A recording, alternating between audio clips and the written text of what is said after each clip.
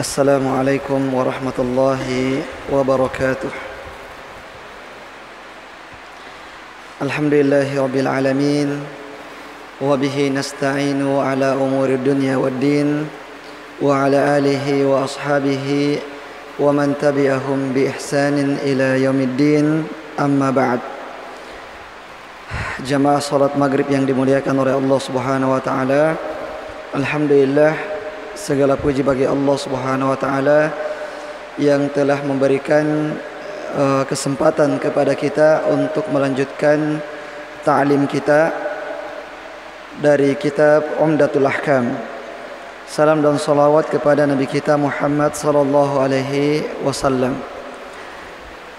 Pada 2 pekan yang lalu kita sudah menyelesaikan pembahasan tentang salat.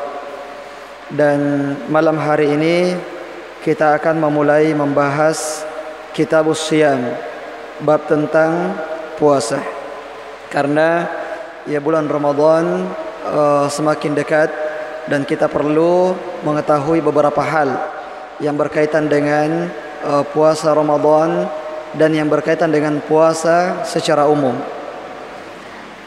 Taib, hadis yang pertama dari bab ini adalah An Abi Hurairah radhiyallahu anhu qala Rasulullah sallallahu alaihi wasallam la taqaddamu ramadana bi shaumi yaumin wala yaumaini illa rajulun kana yasumu shauman falyasumhu. Dari Abu Hurairah radhiyallahu anhu, dia berkata bahwasanya Nabi sallallahu alaihi wasallam bersabda, janganlah kalian mendahului bulan Ramadan dengan berpuasa 1 hari atau 2 hari sebelumnya, kecuali bagi seseorang yang sudah punya kebiasaan berpuasa, maka hendaknya dia berpuasa pada hari tersebut.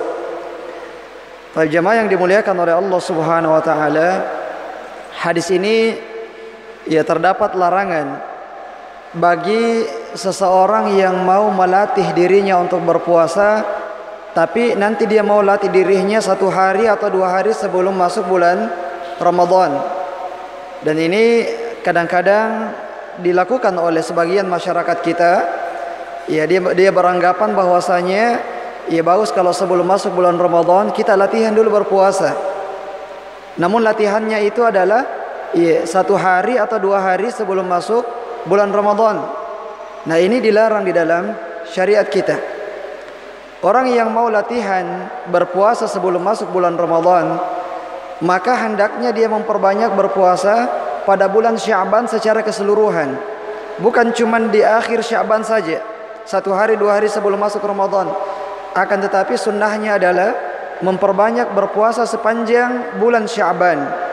Sebagaimana perkataan Aisyah radhiyallahu taala anha, ma ra'aitu an-nabiy sallallahu alaihi wasallam istakmala siyami syahrin qat illa Ramadan.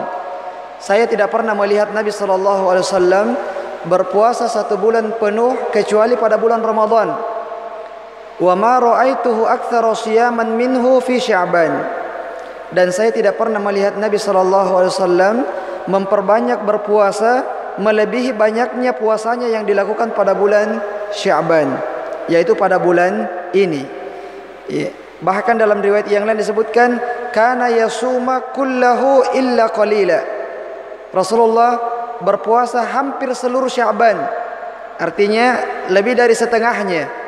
Lebih dari setengahnya Sya'ban beliau berpuasa di dalamnya. Hampir semua saat Sya'ban itu Rasulullah berpuasa pada hari-harinya. Ini merupakan sunnah Nabi sallallahu alaihi wasallam pada bulan ini, pada bulan Sya'ban. Pernah Rasulullah ditanya oleh sahabatnya Zaid bin atau Usama bin Zaid. Beliau mengatakan, wahai Rasulullah, mengapa engkau memperbanyak berpuasa pada bulan Sya'ban? Lalu Rasulullah menjawab, dzalika syahrun yakfulun nasu anhu. Karena bulan Sya'ban adalah bulan yang banyak orang lalai di dalamnya. Baina Rajab wa Ramadan. Karena dia berada di antara 2 bulan yang mulia. Berada di antara bulan Rajab dan bulan Ramadan. Bulan Rajab adalah bulan yang haram, bulan haram. Kemudian bulan Ramadan adalah sayyidus syuhur, dia merupakan sebaik-baik bulan. Dan karena bulan Sya'ban tidak ada keistimewaan tersendirinya yang diketahui oleh para sahabat waktu itu, sehingga banyak orang yang lalai pada bulan Sya'ban. Sudah mencukupkan dirinya beribadah pada bulan Rajab dan pada bulan Sya'ban, sehingga Rasulullah memperbanyak berpuasa pada bulan Sya'ban untuk menghidupkan bulan yang terlalaikan. Kemudian alasan yang kedua kata Rasulullah, wa huwa syahrun turfa'u fihi al-a'malu ila rabbil alamin. Padahal dia juga merupakan bulan di mana amalan-amalan kita itu diangkat kepada Allah Subhanahu wa taala. Wa ana uhibbu an yurfa'a amali wa ana shaim. Dan saya suka kalau amalan saya diangkat, catatan amalan saya diangkat pada hari saya sedang berpuasa. Ini alasan yang kedua. Kenapa Rasulullah memperbanyak berpuasa pada bulan Sya'ban? Karena pada bulan itu, pada bulan ini amalan-amalan kita diangkat kepada Allah Subhanahu wa taala. Jadi ada namanya raf'un yaumi, diangkat setiap hari, amalan diangkat setiap hari, yaitu pada waktu subuh. Ada raf'un usbu'i, diangkat setiap pekannya, yaitu pada hari Kamis. Dan ada raf'un sanawi, ada yang diangkat setiap tahunnya, yaitu pada bulan Sya'ban. Dan Rasulullah sangat mencintai jika amalannya pada saat diangkat itu sedang berpuasa. Makanya disunnahkan juga berpuasa pada hari Kamis, karena hari Kamis tersebut amalan-amalan kita diangkat kepada Allah Subhanahu wa taala. Dan alasan yang lain tentu saja sebagai bentuk pemanasan untuk tubuh kita untuk masuk ke dalam bulan Ramadan, yang dimana kita akan berpuasa 1 bulan penuh pada bulan Ramadan. Dan tidak akan sama orang-orang yang sudah punya pemanasan sebelumnya untuk beribadah kepada Allah Subhanahu wa taala dengan orang-orang yang tidak punya pemanasan. Di bulan Sya'ban ini kita dilatih untuk memperbanyak berpuasa, dilatih untuk memperbanyak membaca Al-Qur'an. Sebagaimana perkataan seorang salaf, beliau mengatakan, kana yuqalu li Sya'ban syahrul qurra. Bulan Sya'ban itu dikenal dengan bulannya pembaca Al-Qur'an. Karena juga sebagai bentuk persiapan kita masuk ke dalam bulan Ramadan yang merupakan syahrul Qur'an, yang merupakan bulan diturunkannya Al-Qur'an di dalamnya. Dan juga memperbanyak ibadah-ibadah yang lain tentu saja. Karena makanya kita lihat banyak masjid awal-awal Ramadan itu Masya Allah jamaahnya penuh. Bahkan ada yang sampai di luar sholat tarawih karena tidak muat lagi masjid. Namun setelah masuk pertengahan bulan Ramadan, kita lihat sudah semakin maju safnya, sudah semakin sedikit. Semakin akhir Ramadan semakin sedikit orang yang pergi sholat tarawih di masjid. Itu karena salah satu sebabnya adalah nanti mau menggenjot untuk beribadah saat masuk bulan Ramadan. Sebelumnya tidak ada pemanasan. Adapun orang-orang yang sudah membiasakan dirinya dengan beribadah kepada Allah Subhanahu wa taala, maka akan selalu bertahan sampai akhir bulan Ramadan.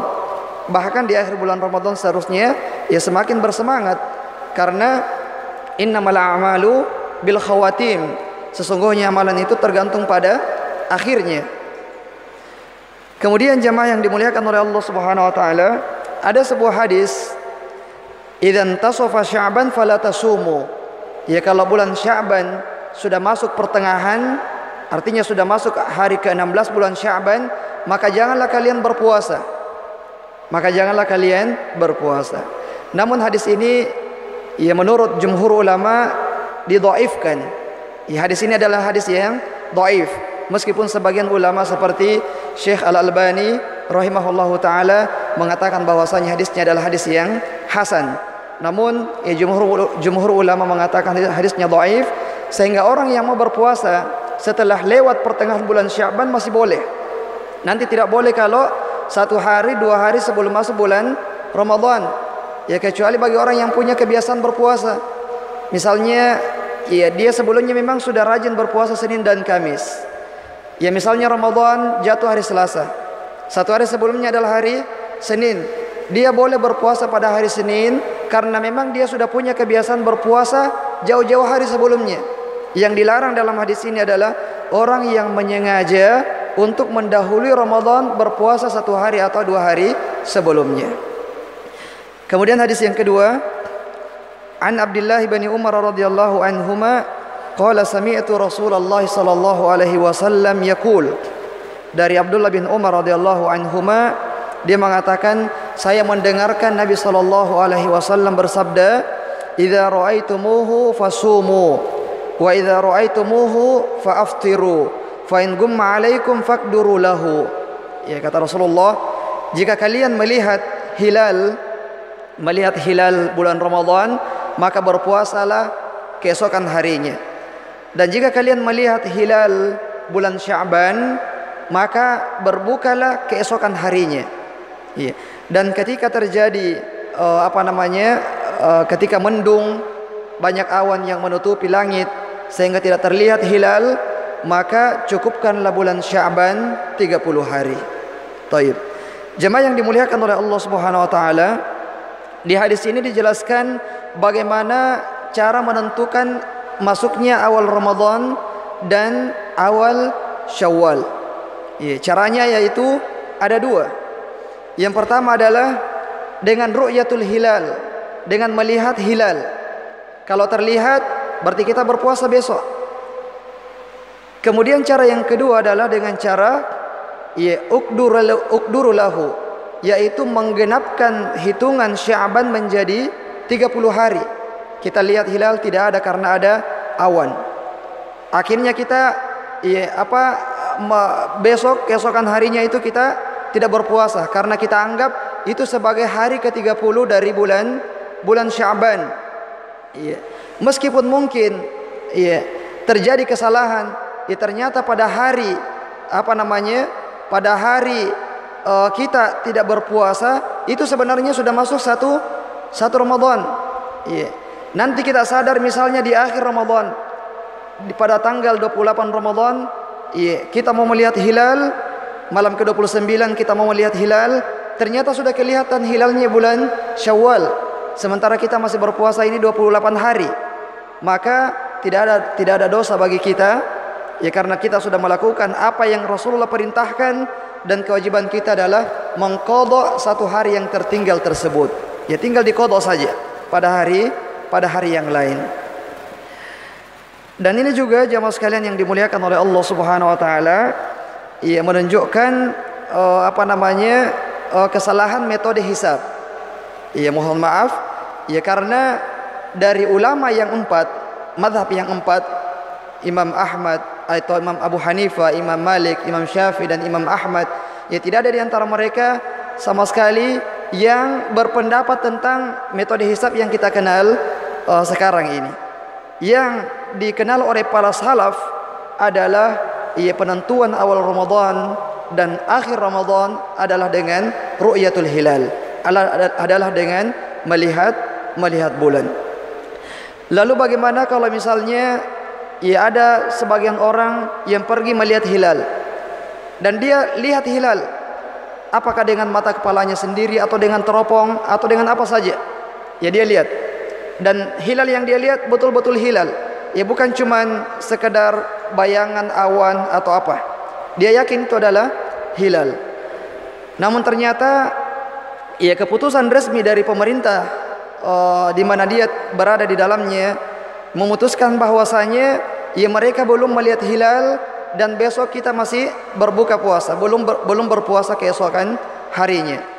Orang yang melihat hilal ini dia wajib untuk berpuasa keesokan harinya, karena Allah Subhanahu wa taala berfirman, "Faman syahida minkumus syahra falyasumhu." Barang siapa di antara kalian yang menyaksikan hilal, maka hendaknya dia berpuasa. Tapi apakah dia wajib untuk mengabarkan kepada orang, ayo kita berpuasa besok, saya sudah lihat, wallahi saya lihat? Dia tidak berkewajiban untuk menyampaikan hal tersebut. Kewajibannya dia seorang diri berpuasa keesokan harinya. Adapun yang lain ikut kepada keputusan resmi dari pemerintah tersebut, karena Rasulullah SAW bersabda, as-shaumu yauma tasumun wal fitru yauma tuftirun. Hari berpuasa itu adalah pada hari kalian semuanya berpuasa, dan hari berbuka adalah pada hari di mana kalian semuanya berbuka puasa. Artinya ya kita ikut kepada jumhur, mayoritas masyarakat kita sesuai dengan arahan daripada pemerintah di tempat tersebut. Nah, kemudian masalah yang selanjutnya adalah ya apakah ketika hilal terlihat di negara yang lain, misalnya di Saudi Arabia sudah terlihat hilal, apakah itu sudah cukup? Dalam artian satu saja yang melihat dan itu semuanya berlaku untuk semua seluruh negeri kaum muslimin? Kita katakan bahwasanya ya tidak mesti hal tersebut. Dan setiap negeri bisa melakukan ru'yah masing-masing. Dan ketika misalnya mereka sudah menyebar timnya dan tidak melihat hilal, meskipun di negeri yang lain sudah terlihat hilal, maka mereka berdasarkan ru'yahnya. Jadi mereka tidak berpuasa karena belum melihat hilal. Adapun negara yang sudah melihat hilal, maka mereka berpuasa. Apa dasarnya? Ya dasarnya adalah hadis daripada Abdullah bin Abbas radhiyallahu taala anhuma. Pernah seorang sahabat bernama Quraib, dia berada di Syam. Dia berada di Syam pada saat masuk bulan Ramadan. Kemudian Muawiyah radhiyallahu taala anhu sebagai pemerintah di Syam, dia melihat hilal bulan Ramadan pada malam Jumat. Pada malam Jumat sudah terlihat hilal di Syam. Kemudian setelah masuk bulan Ramadan, beberapa hari setelahnya Quraib ini datang ke kota Madinah. Sampai di kota Madinah, dia bertemu dengan Abdullah bin Abbas. Dia bercakap dengan Abdullah bin Abbas, dan Abdullah bin Abbas mengatakan, di kota Madinah di sini kita melihat hilal Ramadan itu pada malam Sabtu. Kemudian dia mengatakan kalau kita di Syam lihat hilal itu pada malam Jumat. Lalu Quraib mengatakan, apakah engkau tidak mencukupkan saja dengan ru'yahnya Muawiyah? Artinya berpuasanya itu malam Jumat. Kalau kalian berpuasa malam Sabtu, berarti kalian harus mengqadha satu hari. Tapi kata Abdullah bin Abbas, hakadza amarona Rasulullah sallallahu alaihi wasallam. Tidak, masing-masing kita sesuai dengan ru'yah kita, dan itulah yang diperintahkan oleh Nabi sallallahu alaihi wasallam. Jadi tidak harus ketika sebuah negeri melihat kemudian yang lain juga harus berpuasa, tapi berdasarkan ru'yahnya masing-masing. Kemudian hadis yang berikutnya, jamaah yang dimuliakan oleh Allah Subhanahu wa taala, adalah An Anas bin Malik radhiyallahu taala anhu qala Rasulullah sallallahu alaihi wasallam, tasahharu fa inna fis sahuri barakah. Dari Anas bin Malik radhiyallahu an, beliau mengatakan Rasulullah sallallahu alaihi wasallam bersabda, makan sahurlah kalian karena sesungguhnya pada makan sahur itu terdapat keberkahan. Makan sahurlah kalian karena sesungguhnya pada makan sahur itu ada keberkahan. Hadis ini menunjukkan sunnahnya kita makan sahur. Bagi orang-orang yang ingin berpuasa, disunnahkan baginya untuk bangun untuk makan sahur. Dan ini juga sebagai bentuk perbedaan antara kita dengan orang-orang ahli kitab. Orang-orang ahli kitab, orang Yahudi, Nasrani, mereka juga berpuasa. Sebagaimana firman Allah Subhanahu wa taala, kama kutiba 'alal ladzina min qablikum. Diwajibkan atas kalian berpuasa sebagaimana diwajibkan atas umat-umat sebelum kalian. Jadi syariat puasa itu bukan cuma untuk kaum muslimin, tapi juga umat-umat terdahulu ada syariat puasanya. Namun tata cara pelaksanaannya berbeda. Dan di antara perbedaannya adalah pada makan sahur. Dalam syariat kita disunnahkan makan sahur bagi orang-orang yang ingin berpuasa. Dan di antara sunnah ketika makan sahur adalah bersantap sahur dengan kurma. Sebagaimana sabda Nabi sallallahu alaihi wasallam, ni'ma sahuril mu'min at-tamru. Sebaik-baik makanan sahur seorang mukmin adalah kurma. Hadis ini diriwayatkan oleh Abu Dawud dan disahihkan oleh Syekh Al-Albani rahimahullahu taala. Dan di antara sunnah sahur yang lain adalah dengan mengakhirkan sahur. Ia mengakhirkan sahur. Sebagaimana sabda Nabi sallallahu alaihi wasallam, "La tazalu ummati bi khair ma ajjalul fitra wa akharus sahur." Ya, umatku ini akan selalu berada di atas kebaikan selama mereka menyegerakan berbuka puasa dan mengakhirkan makan sahur. Ya, jadi jangan dibalik. Ya, yang seharusnya adalah mengakhirkan sahur dan menyegerakan berbuka puasa. Lalu, ya, apa maksud daripada mengakhirkan sahur tersebut? Dalam hadis yang lain, ya, disebutkan dari Anas bin Malik radhiyallahu taala anhu, dia bertanya kepada Zaid bin Thabit. Ya, karena Zaid bin Thabit pernah makan sahur bersama Nabi sallallahu alaihi wasallam. Maka Anas bin Malik bertanya kepada Zaid bin Thabit, ya, kam kana bainal adzani was sahur? Berapa jarak antara azan dengan makan sahurnya Nabi sallallahu alaihi wasallam? Rasulullah menjawab, ya, dia menjawab, Zaid bin Thabit mengatakan, qadru khamsina ayah. Ya, seperti kalau kita membaca 50 ayat dari Al-Qur'an. Jadi sekitar 10 sampai 15 menit.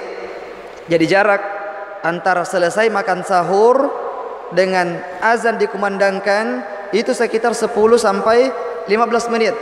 Nah, inilah waktu yang paling ideal. Ya, waktu yang paling ideal yang dilakukan oleh Nabi sallallahu alaihi wasallam. Tidak terlalu cepat, jam 2 sudah bangun, ya, sudah makan sahur. Atau jam 3 sudah makan sahur, kemudian tidur lagi, nanti bangun jam 6. Ya, terlambat salat subuh. Ya, karena terlalu cepat. Jadi yang bagusnya adalah diakhirkan makan sahurnya. Ya, diakhirkan makan sahurnya. Jangan juga, ya, nanti pokoknya nanti mau azan baru makan. 5 menit sebelum azan baru makan. Ini juga kurang bagus karena orang akan terburu-buru makan. Iya, nanti masih ada yang mau dia makan, akhirnya ya sudah azan. Ini juga tidak bagus. Lalu bagaimana dengan orang yang sementara makan kemudian azan? Iya. Apakah dia menghabiskan apa yang ada di piringnya kemudian minum, ataukah dia sudah meninggalkannya? Iya. Ada hadis Nabi SAW yang mengatakan, ya, barang siapa di antara kalian yang yang makan kemudian mendengarkan azan, maka selesaikan hajatnya. Selesaikan hajatnya maksudnya selesaikan makanannya. Iya. Tapi apa penafsiran dari ulama tentang hadis ini? Apakah sebagaimana yang kita pahami? Yang kita pahami itu artinya, ya, kalau azan ya sudah, habiskan saja. Apa yang ada di piring kita habiskan saja. Ya, bahkan mungkin ada sudah mau azan ini kita ambil makanan banyak-banyak. Ya, kan ada hadisnya Nabi, kalau sementara azan kita makan, habiskan saja. Iya. Apakah memang seperti itu yang dipahami oleh para ulama? Ya, para ulama mengatakan bahwasanya maksud daripada, ya, hadis ini adalah ini bagi yang tidak yakin bahwasanya azannya, ya, seseorang itu betul-betul sudah masuk waktunya yang sebenarnya. Karena apalagi di zaman kita, di negeri kita, ya, banyak sebagian masjid itu memang waktu subuhnya lebih cepat daripada waktu terbitnya fajar shadiq. Iya, ada yang 5 menit sebelumnya, ada yang sampai 10 menit, ada yang sampai 15 menit. Ya, sebelum masuknya terbitnya fajar shadiq. Iya.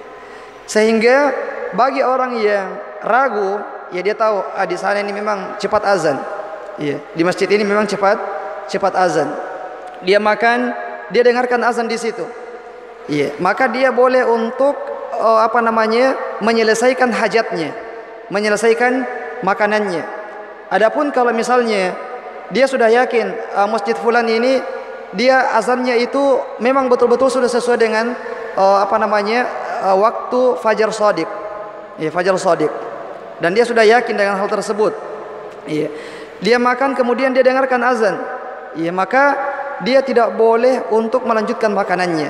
Kalau dia lanjutkan, maka batal puasanya. Ya, karena dia sudah makan dan minum pada waktu yang seharusnya sudah menahan, sudah harus ditahan di situ. Iya. Jadi harus di stop bahkan makanan yang di mulut ya dikeluarkan kemudian berkumur-kumur. Ya ini kalau misalnya kita yakin bahwasanya azannya di sini ini sudah tepat waktu. Makanya dari sekarang bisa kita mungkin ada aplikasi atau apa dari lembaga misalnya yang kita yakini ini penentuan jadwal sholatnya ini sudah insya Allah sudah betul-betul sesuai dengan waktu yang sebenarnya, supaya nanti kalau pada makan sahur kita sudah bisa tahu. Iya, misalnya azan kita masih makan, ini waktu darurat, kita bisa lihat apakah memang sudah sesuai waktunya. Kalau sudah sesuai berarti sudah kita stop dan ya berkumur-kumur dan selesai pergi ke masjid untuk sholat berjamaah. Tayyib. Kemudian jamaah yang dimuliakan oleh Allah Subhanahu wa taala, hadis yang berikutnya adalah an Aisyah wa Ummi Salamah radhiyallahu taala anhuma anna Rasulullah sallallahu alaihi wasallam kana yudrikuhu al-fajr wa huwa junub min ahlihi thumma yaktasilu wa yasum. Dari Aisyah dan Ummu Salamah bahwasanya Rasulullah sallallahu alaihi wasallam ia pernah sudah masuk waktu subuh, ya sudah masuk waktu fajar, sudah azan subuh, sementara Rasulullah masih dalam kondisi junub. Ya, masih dalam kondisi junub, kemudian mandi dan meneruskan puasanya. Ya, hadis ini menunjukkan bahwasanya boleh saja bagi seseorang suami istri ya ketika misalnya di bulan Ramadan, di malam bulan Ramadan, ya dia berhubungan dengan istrinya, kemudian dia mengakhirkan mandinya nanti nanti di waktu fajar, ya sebelum fajar, atau kalau misalnya dia terbangun setelah fajar, ya sudah azan baru dia bangun, sementara dia belum mandi. Nah, apakah dia puasanya tersebut sudah batal, ataukah dia wajib membayar kafarah? Ya karena junub pada saat ya waktu sudah harus ditahan berpuasa, kita katakan tidak. Puasanya tetap sah dan dia tidak wajib untuk membayar kafarah. Ya karena ya Rasulullah sendiri pernah mengalami hal tersebut. Jadi yang dilarang itu adalah ya kita berhubungan ya di siang hari Ramadan. Adapun di malam harinya kemudian kondisi junub tersebut ya belum terangkat dari kita karena kita belum mandi sampai waktu subuh, maka ini tidak ada masalah. Ya tidak membatalkan puasanya dan dia juga tidak berdosa. Nah, kemudian hadis yang berikutnya, jamaah yang dimuliakan oleh Allah Subhanahu wa taala, hadis sebelum yang terakhir. An Abi Hurairah radhiyallahu anhu anin Nabi sallallahu alaihi wasallam qala man nasiya wa huwa shaim fa akala aw shariba falyutimma shaumahu fa inna ma at'amahu Allahu wa saqahu. Dari Abu Hurairah radhiyallahu anhu, dari Nabi sallallahu alaihi wasallam beliau bersabda, barang siapa yang lupa, ya dia lupa padahal dia sedang berpuasa, kemudian makan dan minum, maka hendaknya dia melanjutkan puasanya, karena sesungguhnya Allah Subhanahu wa taala yang memberikan makan dan minum kepadanya. Ya, jadi kondisi lupa tidak membatalkan puasa seseorang ketika dia makan dan minum. Makan dan minum karena lupa tidak membatalkan puasa seseorang. Adapun kalau misalnya sementara makan, kemudian dia ingat bahwasanya dia sedang berpuasa, maka dia tidak boleh lanjutkan. Ya, tidak boleh lanjutkan makanannya. Harus dikeluarkan lagi yang di mulutnya. Ya, dan berkumur-kumur kemudian melanjutkan puasanya. Dan tidak harus minum. Kalau minum ya sudah batal puasanya. Ya saya bilang tanggung ini, kalau ya kita lupa ya sudah lanjutkan saja. Anda boleh. Begitu pula dengan orang yang melihat orang lain yang berpuasa kemudian makan dan minum. Dia lihat, ini orang puasa tapi kenapa makan dan minum? Ya mungkin dia lupa. Maka kewajibannya adalah mengingatkan orang tersebut, fulan, kamu puasa, jangan makan dan minum. Iya. Jadi tidak boleh kemudian kita diam dan mengatakan, ya ini kan keringanan dari Allah, jangan kita ganggu dia. Ya nanti kalau kita ganggu, ya rugi lagi dia. Tidak boleh. Ini adalah kemungkaran yang harus kita cegah. Ya bagi bagi dia memang bukan kemungkaran karena dia lupa. Tapi bagi kita yang tahu, yang ingat, maka kita berdosa kalau kita tidak mengingatkan dia. Nah, dan bagi orang yang diingatkan tidak boleh marah-marah. Dia bilang, antum ini muskilah. Iya, saya lupa tadi, kenapa diingatkan lagi? Ya, tidak boleh marah, karena dia melaksanakan kewajibannya. Ya, bukan benci sama kita, tapi dia melakukan kewajibannya ya kepada Allah Subhanahu wa taala. Taib. Kemudian masalah, tapi ini jarang terjadi, tapi disebutkan di dalam kitab-kitab para ulama. Ya, meskipun jarang terjadi. Bagaimana dengan orang yang suami istri kemudian lupa, kemudian berhubungan? Ya, apakah puasanya batal ataukah tidak batal, sama dengan makan dan minum? Iya, ini jarang terjadi ya, tapi disebutkan dalam kitab-kitab para ulama. Iya, kalau misalnya memang lupa, keduanya lupa, maka tidak membatalkan puasanya. Iya, tidak membatalkan puasanya. Tapi kalau salah satu mengingat dan tidak mengingatkan, maka yang mengingat itu batal puasanya dan dia berdosa, dan dia wajib untuk kafarah yang mengingat dan tidak mengingatkan. Adapun yang lupa, ya maka tidak ada kewajiban baginya. Taib. Hadis yang terakhir adalah kita langsung bacakan saja terjemahannya dari Abu Hurairah radhiyallahu taala anhu. Dia mengatakan, ya pernah kita duduk-duduk bersama dengan Nabi, tiba-tiba datang seorang laki-laki. Orang ini mengatakan, wahai Rasulullah, saya sudah binasa. Ya, saya sudah binasa. Rasulullah bertanya, apa yang membinasakanmu? Dia mengatakan, saya sudah berhubungan dengan istri saya padahal saya berpuasa. Puasa di sini adalah puasa Ramadan. Ya, bukan puasa sunnah. Kalau puasa sunnah tidak ada kafarahnya. Puasa Ramadan. Wa ana shaim.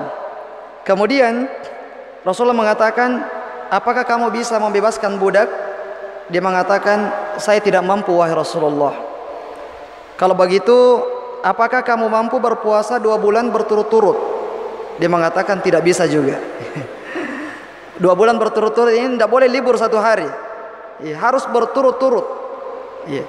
Kemudian Nabi mengatakan, apakah kamu bisa memberikan makan kepada 60 orang miskin? Dia mengatakan tidak bisa juga wahai Rasulullah. Orang miskin, bagaimana caranya memberikan makanan kepada orang miskin? Lalu Rasulullah terdiam beberapa waktu. Tiba-tiba ada orang yang datang membawa sekeranjang kurma. Sekeranjang kurma banyak. Kemudian Rasulullah mengatakan, di mana tadi orang yang bertanya? Datanglah orang yang bertanya dan mengatakan, saya wahai Rasulullah. Rasul mengatakan, ambil kurma ini dan berikan makanan kepada orang-orang yang miskin. Dia mengatakan, apakah saya memberikannya kepada orang yang lebih miskin daripada saya wahai Rasulullah? Demi Allah, tidak ada orang di kota Madinah ini, semua kota Madinah ini, tidak ada yang lebih miskin dari saya. Ya, ini masalahnya. Tidak ada yang lebih miskin dari saya di kota Madinah. Ya, mungkin dia sudah lakukan penelitian di kota Madinah. Ya, tidak ada orang yang paling miskin daripada dia. Ya. Akhirnya Rasulullah tertawa sampai kelihatan gigi-gigi rahamnya, gigi taringnya, gigi rahamnya. Ya, kemudian mengatakan, ambil ini dan berikan kepada keluargamu. Ya, subhanallah. Jadi jamaah sekalian, dari hadis ini pelajaran yang pertama adalah bahwasanya berhubungan suami istri pada siang hari bulan Ramadan itu membatalkan puasa yang pertama. Yang kedua, berdosa. Ya. Yang ketiga, karena batal puasanya wajib diqadha. Yang keempat, harus membayar kafarah. Jadi ada 4 yang dibangun di atasnya. Pertama, puasanya batal, dia wajib mengqadhanya, dia berdosa, kemudian wajib membayar kafarah. Dan kafarahnya bukan kafarah yang kecil, bukan berpuasa 3 hari, bukan memberikan makan kepada 10 orang miskin, bukan. Tapi kafarah yang paling tinggi. Ya, kafarah yang paling tinggi itu membebaskan budak, atau berpuasa 2 bulan, atau memberikan makan kepada 60 orang miskin. Maka hati-hati. Ya, terutama yang pengantin baru. Ya, banyak bulan Syaban banyak yang pengantin baru. Ya, banyak yang walimah di bulan Syaban. Bahkan ada yang walimah di bulan Ramadan. Ya, hati-hati. Dan yang dilarang tentu saja adalah berhubungan. Adapun misalnya mendekati istri, ini tidak ada masalah. Ya, tidak ada masalah selagi dia mampu untuk menahan dirinya. Nah, sebagaimana Rasulullah juga mendekati istrinya meskipun sedang berpuasa. Kemudian faedah yang kedua, ini kafarahnya secara berurut. Kafarahnya secara berurut. Membebaskan budak, nanti tidak mampu baru berpuasa 2 bulan berturut-turut. Nanti kalau tidak mampu baru memberikan makan kepada 60 orang miskin. Jadi kalau dia masih mampu berpuasa 2 bulan, tidak berpindah kepada kafarah yang ketiga, yaitu memberikan makan kepada 60 orang miskin. Ya harus sesuai dengan urutannya. Ya karena bisa jadi ada orang yang kaya raya, tidak ada masalah memberikan 60 orang miskin, tidak ada masalah. Ya bahkan 100 orang miskin pun tidak ada masalah. Dia bilang, ya sudah, selesaikan hajat, memberikan makan kepada 60 orang miskin. Ini tidak boleh, harus sesuai dengan urutannya. Nah, kemudian dari sini juga menunjukkan rahmatnya Nabi SAW kepada umatnya. Orang ini yang seharusnya dia yang didenda, justru dia mendapatkan keberkahan daripada perbuatannya tersebut, karena kurma yang seharusnya dia bagi kepada orang miskin dia berikan kepada keluarganya, karena dialah yang paling miskin di kota Madinah.